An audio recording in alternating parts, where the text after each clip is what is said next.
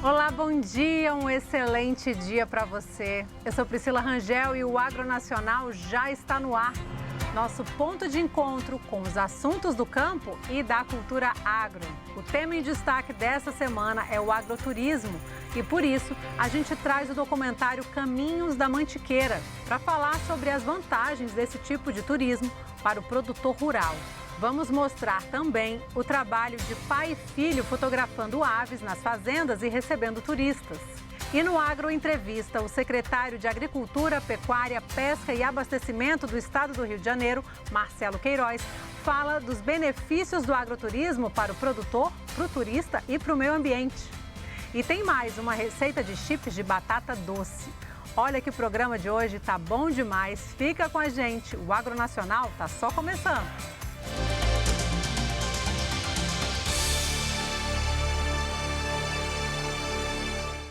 E durante essa semana vamos apresentar trechos do documentário Caminhos da Mantiqueira, da produtora Mistura Fina, dirigido por Galileu Garcia Júnior. E que tal, para começar, uma trilha pelas montanhas?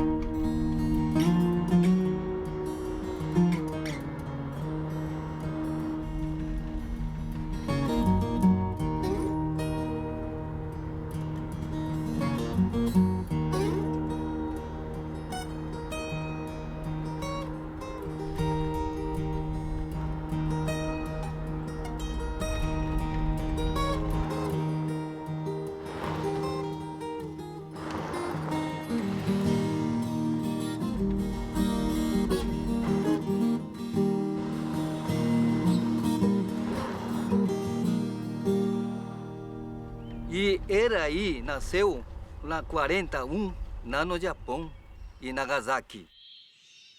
Mamãe melhor para o futuro, para outro país. O meu filho vai mudar outro lugar do mundo, Brasil ou Peru. Aí morei em Lorena durante 10 anos. Lorena fica atrás como lindo Serra de Mantiqueira. Aí meu aquele sonho começou. 21 de abril até 7 de setembro, travessia Marim Itagaré. Lá no meio do mato, oxigênio, um remédio para a gente. Esse é Mantiqueira, chora de montanha. Montanha chama a gente viver aqui como pessoa de montanista. Lugar lindo, clima tropical. Nós vamos subir o Pico do Marinzinho, aqui no maciço do Marins Itaguaré.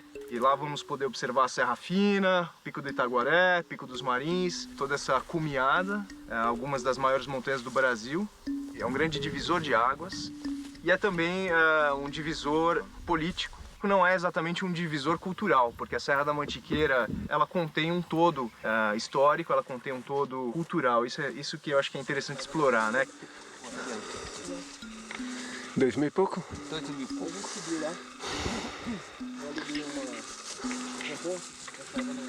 Indo devagar, né, Maeda?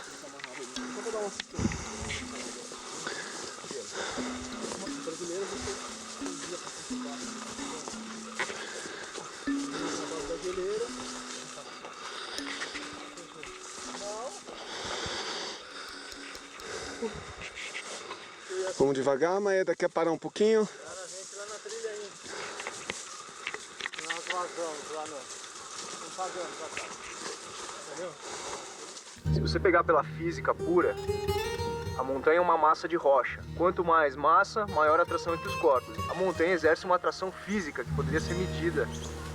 Conhecer montanhas, querer estar no topo, é uma coisa do imaginário das pessoas. É montanha, e sempre como eu, montanha chama, e como amor. As caminhadas, a montanha é uma metáfora da vida, da elevação espiritual que a gente tem que fazer na vida, de superar certos desafios e chegar onde você se propôs, ou então não chegar, mas descobrir, aprender alguma coisa nesse não chegar. Aquele Pedro Bandeira, lá em cima aquele pico de papagaio, ou lá no Que passa ali, né? Aeroloca, né? Aí em cima, aí Serra Fina, mais lindo.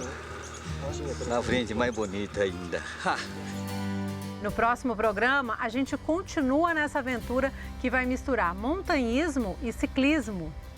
E olha, fotografia é capaz de agregar valor às iniciativas de conservação da natureza que surgem do turismo ambiental. Vamos conhecer agora a história de pai e filho que se orgulham de estar em um projeto de observação de aves.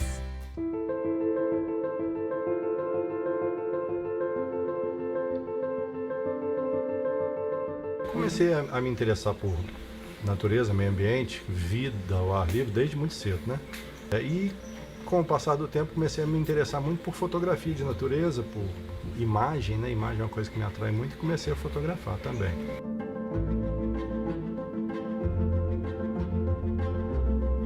Como qualquer pai, não gostava muito da ideia de eu ficar o dia inteiro, grande parte do meu tempo no computador, nos videogames, como qualquer outra criança. Então ele me levava, me chamava com a minha vontade, né, para acompanhar ele. Eu inicialmente ia um pouco a contragosto, mas com o passar do tempo isso foi crescendo em mim, foi se desenvolvendo e eu comecei a me interessar muito por aquilo, pela fotografia, pela observação de aves e animais em geral. Eu acho que na fotografia de aves tem alguns pontos que são muito importantes. O primeiro é o equipamento.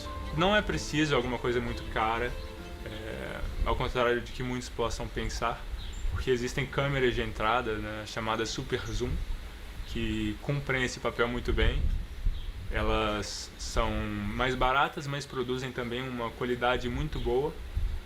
E para iniciação na atividade não há nada melhor para aprender as técnicas e também um equipamento mais leve, mais prático. Esse turismo de observação de aves tem algumas coisas bem interessantes. Isso movimenta bastante gente, bastante dinheiro a nível mundial. Nós começamos a perceber que a atividade rural também pode estar associada com o processo de conservação. E o grande desafio é como fazer com que essas áreas de conservação se tornem sustentáveis, até mesmo do ponto de vista econômico, né? Porque senão a gente está transferindo, a sociedade acaba transferindo um ônus para o produtor rural. O produtor rural se torna responsável sozinho em ter que conservar uma área que acaba sendo um bem coletivo. Então, uma das iniciativas que a gente viu nesse processo é justamente o turismo ambiental. Eu acho que além de valorizar o solo, a terra, valorizar essa... É uma pesquisa, não deixa de ser uma pesquisa dos passarinheiros que estão começando a desenvolver aqui na fazenda. A gente tem recebido algumas pessoas, ou muitas até, interessados, e eu acho que é uma grande atividade.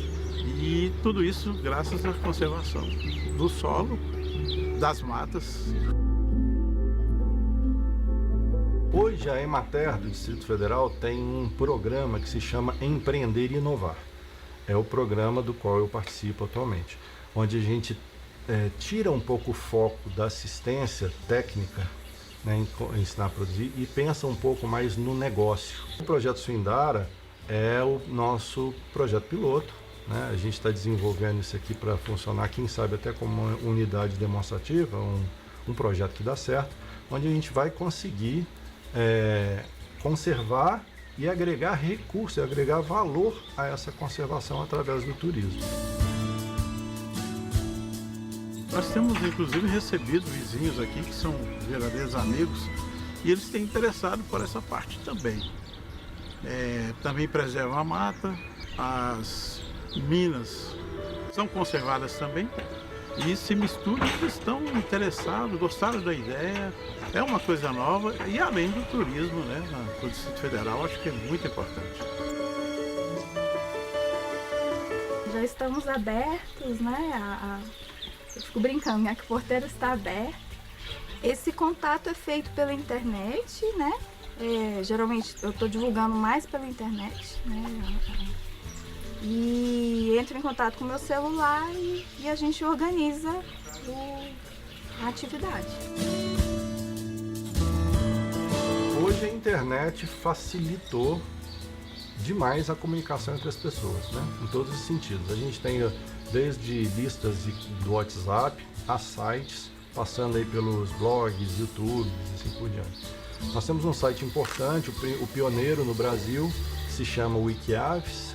É um site que congrega a maior parte dos observadores de aves do Brasil. Aqui no Distrito Federal nós temos um site criado por nós, criado pela nossa associação, que é o Birdier.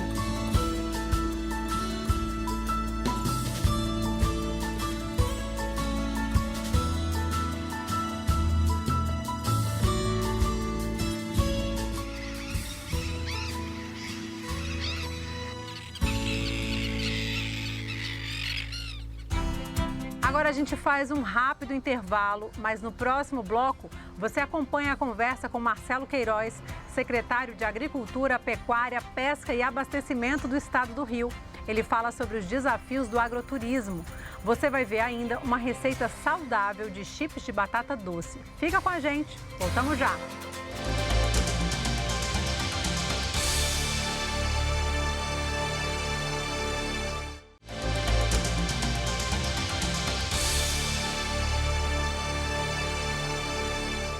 Estamos de volta com o Agro Nacional, nosso ponto de encontro com os assuntos do campo e da cultura agro. No Agro Entrevista de hoje, a repórter Mariana Tocárnia conversa com o secretário de Agricultura, Pecuária, Pesca e Abastecimento do Estado do Rio, Marcelo Queiroz, sobre o agroturismo. Ele fala sobre os desafios do setor. Dá só uma olhada.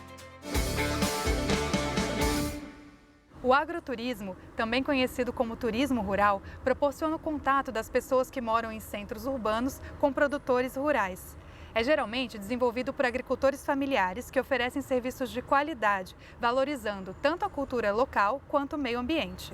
Para falar sobre esse assunto, vamos conversar com o secretário de Agricultura, Pecuária, Pesca e Abastecimento do Estado do Rio de Janeiro, Marcelo Queiroz. Antes de exercer esse cargo, Marcelo foi também secretário de Administração e secretário do Meio Ambiente da Prefeitura do Rio.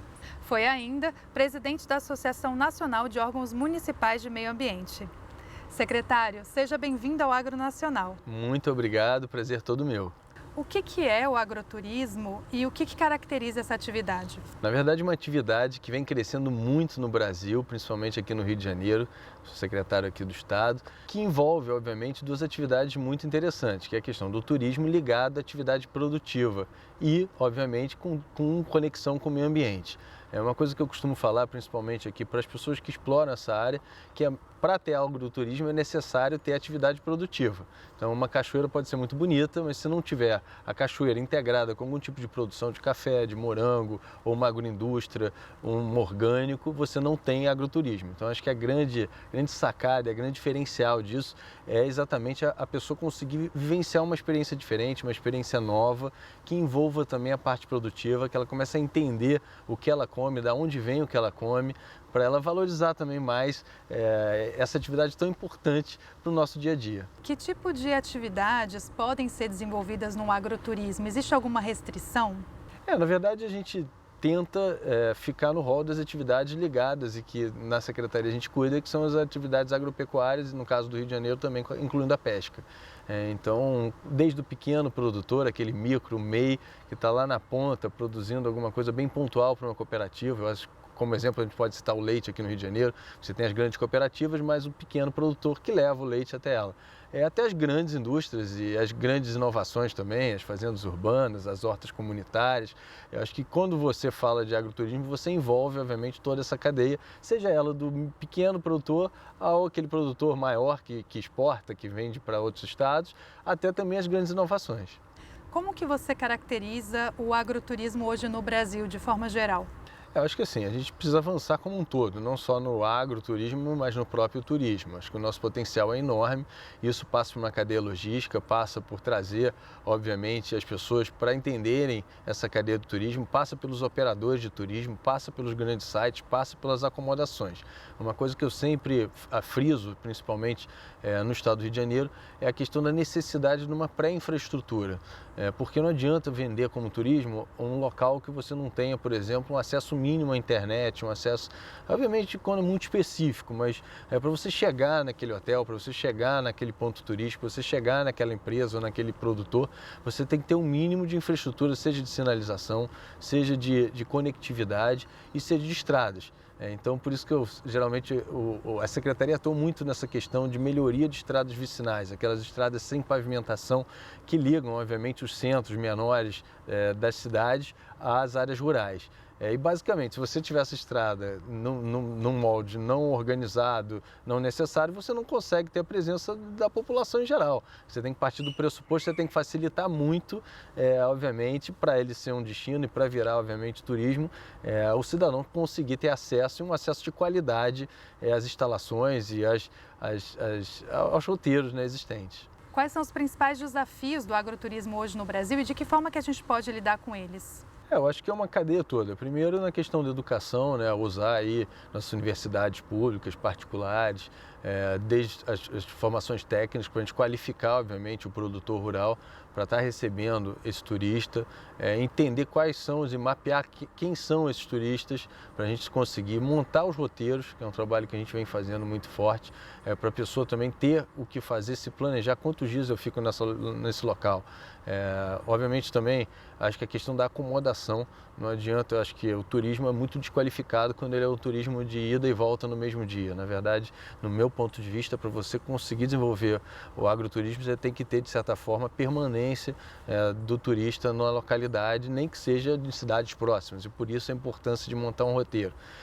E na questão das inovações, acho que tem várias, né? Desde os aplicativos de localização, que eu acho que a gente tem que estar conectado com esses aplicativos, das mais diversas marcas e tipos possíveis, e a gente tem que criar, obviamente, estar sempre integrado com o privado, e montando, obviamente, roteiro. Acho que geralmente você tem destinos muito lindos, que muitas vezes são desconhecidos. E aí eu acho que nosso trabalho de divulgar, de avançar na grande mídia, de usar as rádios, de entender que é importante o poder público também, e aí eu acho que é uma questão mais conceitual, mas a gente tem que quebrar essa barreira de conseguir usar a internet como um instrumento de propaganda, que também eu acho muito importante, tem que ser desenvolvido, e o poder público muitas vezes não usa esses instrumentos ou tem certas vedações que impedem ele de usar.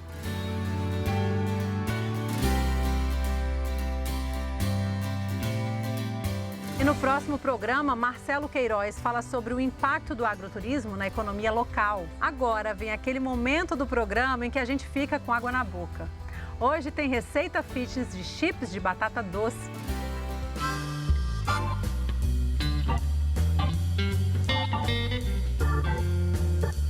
Olá! Nossa receita de hoje é chips de batata doce.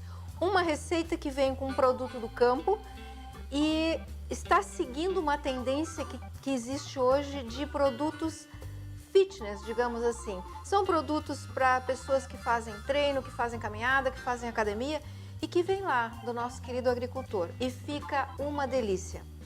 Vamos lá então. Descascar a batata doce.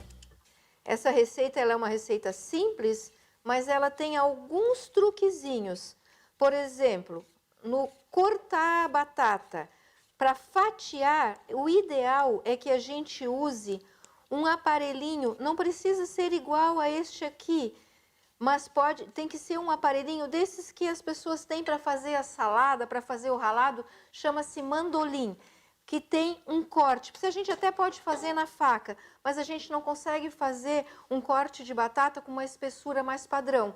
Quando a gente leva no forno, acontece a primeira frustração. Algumas queimam e outras ficam ainda molinhas. Por isso que a gente orienta de fazer com um aparelhinho desse. Pode ser daquele bem simplesinho que tem, que faz cortes para salada, esse que se usa. Outro detalhe, gente, quando a gente vai fazer o corte, eu vou mostrar para vocês já. Algumas lâminas de batata, o ideal é esse corte aqui, ó, essa espessura. Algumas lâminas inicialmente saem assim, ó, fininha, transparente. Nem perca tempo de colocar na forma esse tipo de corte, quando ele sai assim. Então, se por acaso a batata doce for muito pequena, pode cortar ao comprido, não precisa ser redondinha, pode ser feito assim, que fica ótimo também. Depois é só colocar na forma, sem nenhum tempero por enquanto, sem nada, sem sal, sem nada. Coloca de uma forma mais uniforme. Aqui na nossa forma tem papel manteiga untado com azeite de oliva, mas vocês podem untar com o tipo de gordura que vocês quiserem. Não sobrepor batata, certo? Não faça sobreposição. Ó, essa eu vou eliminar, não adianta eu usar, porque eu vou me frustrar. Essa também não vou usar. Agora está na hora de colocar a nossa batata para virar batata chips, batata doce chips. Cuidados aqui no forno, ele está em 200 graus, 30 minutos, dourador ligado. O que eu vou fazer agora? Eu vou aumentar para 250 graus, 230, 250. Vou desligar o dourador, porque o forno já está quente, e vou colocar a nossa batata. Dependendo do forno, vocês vão ter que controlar essa temperatura. Ela não pode ser alta, porque ela vai queimar e não vai extrair a umidade. Ela não pode ser muito baixa, senão a batata fica murcha. Então, fica em torno de 220 a 250. Passando 15 minutos, a gente vai abrir o forno, vamos virar as batatas, voltamos mais 15 minutos para ter o nosso chips pronto. Agora, 15 minutos depois, está na hora da gente virar a nossa batata. E olha só, ó, algumas delas, como estavam mais fininhas, onde está mais fininho, ela fica mais crocante. Vamos virar aqui rapidinho para vocês verem. Esse processo é importante, senão ela não vai ter a crocância da batata chips. Ó, como embaixo ela já fica douradinha. E aqui é que vai fazer a diferença, gente. Se precisar, a gente vira de novo. Agora eu vou baixar a temperatura para 200 e vou ligar o dourador, certo? Porque agora é um processo que tem que acontecer de uma forma mais rápida. Vamos lá, colocar no forno de novo. Ela já está numa temperatura boa, ela está em 220 graus. Eu vou ligar o dourador e agora não tirar mais o olho daqui. Agora é um olho no peixe e um outro no gato, certo? Tá na hora da gente olhar de novo o forno. E ó, nossa batata chips, algumas prontas já, outras que a gente tem o cuidado que eu falei pra vocês. Ó, essa aqui tava muito fininha, aqui a ponta muito fininha, aqui muito fininha. Aonde tá muito fininho, ele fica pronto antes. Vamos tirar as que já estão prontas. E ó, gente, pra vocês saberem, ela sai molinha do forno ainda, mesmo torrada, ela sai molinha. Mas ela vai ficar crocante depois, ela vai secar e vai ficar crocante. Tem algumas que nós vamos voltar para o forno de novo e vamos deixar mais um pouquinho. Essa aqui a gente vai eliminar porque ela amarga, quando ela queima assim, ela amarga.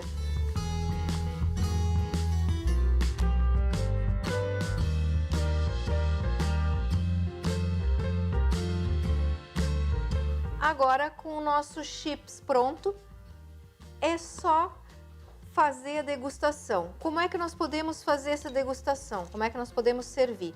Nós podemos fazer esses chips assim. Vocês querem perceber como fica? Ó. Uma delícia. Bem crocante. mas ainda podemos temperá-lo. Um pouquinho de sal, um orégano e finalizar com um azeitezinho de oliva, mas é assim, é coisa pouca. Podemos servir assim. Uma dica para que não amoleça e que possa ter uma durabilidade de uns 5, 6 dias é guardar bem fechado, gente. No momento que entrar ar, ele vai ficar mole. Aí o que a gente pode fazer? Podemos levar no micro-ondas por uns 30 segundos, retirar, ele volta à crocância. Mas não há necessidade, então vamos guardar bem fechadinho, num pote bem fechado, para que não precise fazer esse processo, certo? Esse é o nosso chips de hoje.